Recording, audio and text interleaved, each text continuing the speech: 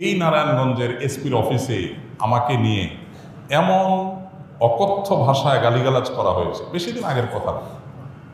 এবং এই সিদ্ধিরগঞ্জ থানার ওসি ছিলেন, আমি নাম আর বললাম না। ওসি সাহেব তিনি ভালো মানুষ ছিলেন, আমার পক্ষে ছিলেন। আমি একটা মাসআলা দেওয়ার কারণে সেখানে আমাকে ডেকে নিয়ে অকথ্য গালিগালাজ, আর ওসিরে বলতেছে যে থানায় নিয়ে প্লাস দিয়া হাত পায়ের নখ উঠে দিবা, আমাকে সামনে বসায় রেখে। বুঝতে পেরেছেন? খুব গর্ব করে তিনি অমুক ছাত্র রাজনীতি করতেন, গর্ব করে বলতেছেন। আমি বিগত আমলে আপনি কোনো জুলুম অবিচারের শিকার হয়েছেন কিনা এই বিষয়ে আপনার অভিজ্ঞতা জানতে চাই। দেখুন, অভিজ্ঞতা আমাদের সবারই কম বেশি তিক্ত অভিজ্ঞতা আছে। একটা সমাজ যখন করাপ্টেড হয়ে যায় তখন সমাজের কেউই ভালো থাকে না। এই নারায়ণগঞ্জের এসপির অফিসে আমাকে নিয়ে এমন অকথ্য ভাষায় গালিগালাজ করা হয়েছে, বেশি দিন আগের কথা। এবং এই সিদ্ধিরগঞ্জ থানার ওসি ছিলেন, আমি নাম আর বললাম না। ওসি সাহেব তিনি ভালো মানুষ ছিলেন, আমার পক্ষে ছিলেন। আমি একটা মাসআলা দেওয়ার কারণে সেখানে আমাকে ডেকে নিয়ে অকথ্য গালিগালাজ, আর ওসিরে বলতেছে যে থানায় নিয়ে প্লাস দিয়া হাত পায়ের নখ উঠে দিবা, আমাকে সামনে বসায় রেখে। বুঝতে পেরেছেন? খুব গর্ব করে তিনি অমুক ছাত্র রাজনীতি করতেন, গর্ব করে বলতেছেন আমি ছাত্রলীগের রাজনীতি করতাম। এই নারায়ণগঞ্জের এসপি, এই বর্তমান এসপির কথা আমি বলছি না, এর আগে যিনি ছিলেন। তো এটা আমাকে বসায় নিয়ে থ্রেট দেওয়া মাসআলা। আমি ওনাকে বললাম মাসআলা, আমার মাসআলা বলার ক্ষেত্রে কথা বলার অধিকার থাকবে আলেমদের। আপনি পুলিশ হিসেবে আপনি তো বলতে পারেন না মাসআলা আমি কোনটা বলবো কোনটা বলবো না, কোনটা সঠিক কোনটা বেঠিক, এটা তো আপনার বলার বিষয় না, তো আলেমরা বলতে পারে। উনি খেপে গেলেন এবং সবার সামনে যাচ্ছে তা আচরণ করলেন। কত শত অভিজ্ঞতা আছে, এগুলো তো আমি সব কিছু বলার সুযোগ পাই না, আর বিশেষ করে বলতেই তো পারি না। কারণ কোনো স্ট্যাটাস আমরা লিখেছি, সেখানে দেখা গেছে যে 5টা এজেন্সি থেকে ফোন চলে আসছে, হ্যাঁ আপনি এটা কেন লিখলেন, ওইটা কেন লিখলেন, চাপাচাপি শুরু হয়ে গেছে।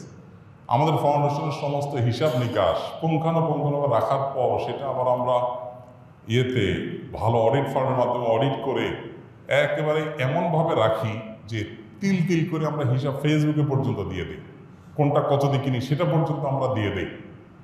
এত কিছুর পরও দেখা গেল যে আমাদেরকে বিভিন্নভাবে নাজেহাল করার চেষ্টা করা হতো কোনো কোনো লোক। আলহামদুলিল্লাহ এর মধ্যেও প্রশাসনের উপরস্থ কিছু কিছু মানুষ পরেশান করলেও নিচু পর্যায়ের বা মাঝারি বা কোনো কোনো উপরস্থ কর্মকর্তাদের সহযোগিতাও ছিল।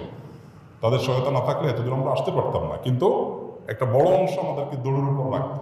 ইস্তেসকার নামাজের ঘোষণা দিছি, আমার বাসার নিচে দেখি যে বিভিন্ন গোয়েন্দা সংস্থার গাড়ি বোঝাই করা, মানসিকভাবে পেরেশানি। বাবা ইস্তেসকার নামাজ পড়বো, একটা নিরীহ একটা ইবাদত, আল্লাহর কাছে দোয়া করবো দেশের ভালোর জন্য। সেখানে দেখা গেল যে আমি বাসার থেকে বের হইতে না হইতে দেখি যে একেবারে চারপাশে ঘিরে ধরছে। সোজা কথা, মানসিক চাপ যেটাকে বলে সেটা দিয়ে রাখা। কত কাহিনী এবং কত ঘটনা যে ঘটেছে সেটাতে বলা হয়।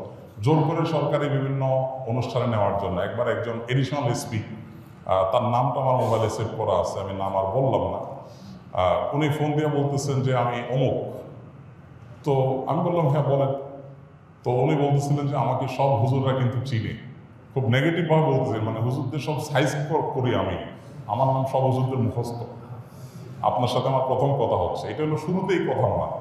এরপর কি হয়েছে বলেছে একটা অনুষ্ঠানে যাইতে হবে আপনাকে, সেখানে অমুক অমুক থাকবে, রাষ্ট্রের সবচেয়ে বড় বড় পর্যায়ের লোক তারা থাকবেন, আপনাকে যেতে হবে। কি হয়েছে সেখানে আপনাকে একটা বক্তব্য দিতে হবে। তো আমি বুঝছি যে আমাকে একটা প্ল্যান ওয়াইজ আমাকে দিয়ে একটা জিনিস করানো হবে। আমি বিভিন্নভাবে অপারগতা প্রকাশ করলাম, বলে যে রাষ্ট্রের প্রয়োজন আপনি অস্বীকার করতেছেন। হ্যাঁ অবশ্যই আমার রাইট আছে, রাষ্ট্র চাইলে আমার যেখানে সেখানে বাধ্য করতে পারে না, আমি সাধারণ নাগরিক। যাই হোক, পরে শেষ পর্যন্ত আমার সেখানে যাওয়া লাগে না আলহামদুলিল্লাহ। এরকম পরিস্থিতি হয়েছে। সর্বশেষ এই যে আমাদের আসিফ মাহতাব গ্রেপ্তার হলো, তার নিয়ে পোস্ট দিলাম। আমাকে আমার এক ভাই সোর্স তিনি বললেন যে ভাই আপনি বাসায় থাকেন না। তো রাতে, এই কয়দিনের আগের কথা, রাতে যায় আরেক বাসায় যায় শুইতাম। এই কয়দিন আগের কথা, আগের বাসায় গিয়ে পালায় পালায় থাকতাম।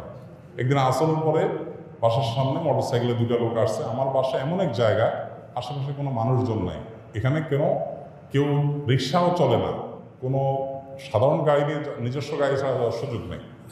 এরকম একটা জায়গায় থাকি আমি, সব মরুভূমি, আশেপাশে ঘাস, মানুষজন নাই। সেখানে কোনো মানুষ আসা তো স্বাভাবিক না। দুইজন মানুষ আসরের আগ থেকে এসে অপেক্ষা করলো। তারা মনে করেন এত লম্বা সময় আসে, নিশ্চয়ই ওয়াশরুমে গেছে টেছে, লম্বা সময় ধরে। মাগরিবের নামাজ পড়লাম, ওযু ছাড়াই নামাজ পড়লো আমাদের সাথে। ওখানে যে জামাত হয় এটা জানার কথা না, আমার বাসার নিচে গ্যারেজে ছোট্ট করে একটা রোড, আমরা জামাতে নামাজ পড়ি। যাই হোক, এরপরে যাওয়ার সময় আমাদের একজনকে জিজ্ঞেস করলো অমুককে তমুককে, নাম জিজ্ঞেস করলো, তখন আমরা বুঝলাম যে এটা সংস্থার লোক। তো এইভাবে দৌড়ের উপরে এদেশের সবাই কম বেশি ছিল, নানাভাবে ছিল। আমার নামে ফাইল তৈরি করা হয়েছে, এমন ফাইল হয়েছে যে আমাদেরকে অনেকে বলতো যে আপনার ফাইল এমন মোটা হয়েছে যে কোনো মুহূর্তে আপনাকে ধরবে। এই মানে আন্দোলন যদি না হইতো আর সফল যদি না হইতো, তো হয়তো এরপরে আমাদেরকে আয়নাগরে যাওয়া লাগতো। বুঝে আসছে কথা? তো এরকম একটা পরিস্থিতি এই দেশে তৈরি হয়েছে যে আসলে আমরা কেউ যে খুব ভালো ছিলাম বা ভালো থাকতে পারি সে সুযোগ কারোরই নেই। এরপরও আমরা আসলে সংগ্রাম করে, চেষ্টা করে যতটুকু সম্ভব চেষ্টা করেছি অস্তিত্বটা টিকে রাখার জন্য। তার জন্য যে কত মূল্য দিতে হয়েছে, কত থ্রেট, এগুলো হজম করতে হয়েছে, সকাল বিকাল পালায় বেড়াইতে হয়েছে। হ্যাঁ, বিভিন্নভাবে টোপ দেওয়া হতো যে সরকারি এই সুবিধা নেন, ওই সুবিধা নেন। আলহামদুলিল্লাহ, কখনো সেই সুবিধাগুলো আমরা গ্রহণ করি নাই। এবং এ ব্যাপারে আল্লাহ তালা আমাদেরকে গাইড করেছেন, এবং দোয়া করি আল্লাহ তালা আমাদের প্রিয় দেশটাকে এমন নিরাপদ করে দেয় কেউ কাউকে ভয় করে চলতে হবে না। আল্লাহ যেন সেরকম নিরাপদ করে দেন, এবং আমরা সবসময় আল্লাহর কাছে দোয়া করি আল্লাহ তালা যেন এরকম। আমি এর পাশাপাশি প্রশাসনের ভাইদের, কিছু ভাইদের কথা বলবো যে আলহামদুলিল্লাহ খারাপের মধ্যেও কিছু ভালো মানুষ বিভিন্ন পর্যায়ে আছেন যারা টুকটাক সহযোগিতা করেছেন। তবে বেশিরভাগ ক্ষেত্রেই আমরা এ ধরনের নাজেহালের শিকার হয়েছি। আল্লাহ আমাদেরকে নিরাপদ একটি দেশ, নিরাপদ একটা ভূমি পাওয়ার তৌফিক দান করুন। আমাদের সমস্ত কষ্টগুলোকে আল্লাহ তাআলা দূর করে দিন। সকল মাজলুমের জুলুমের অবসান হয়ে যাক, সকল বৈষম্য দূর হয়ে যাক। মানুষ পেটে ভাতে যাই খায় থাকে অন্তত নিরাপদে যেন থাকতে পারে, কোনো থ্রেট, কোনো হুমকির মধ্যে যেন থাকতে না হয়। কোনো একটা কথা লিখলে, কোনো একটা কথা বললে যদি 5টা টেলিফোন আসে আর চাপ আসতে থাকে, তাহলে মানুষ স্বাধীনভাবে কোনো কথা বলতে পারে না।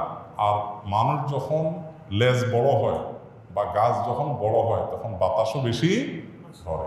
কাজ যাদের যত বেশি তাদের উপরে প্রেশারও তত বেশি আসে।